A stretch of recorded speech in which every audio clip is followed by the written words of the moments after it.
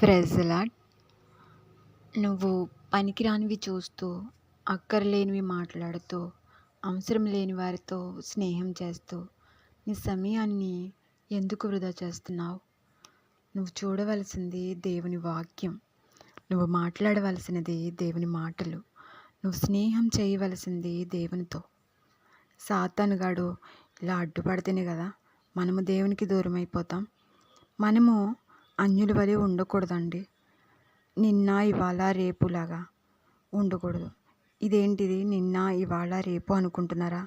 అంటే నిన్నటిలాగా ఎవరిని పరిచయం చేసుకోకండి.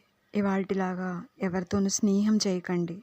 రేపటిలాగా ఎవరికి లోబడకండి. లేదంటే సాతాను మనలను, మన జీవితాలను తలకిందులు చేసేస్తాయి.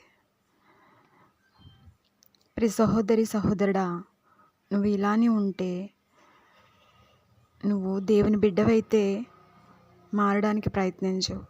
మారు మనసు పొందుకోవాలని ఆశ కలిగి ఉండు. ఆమె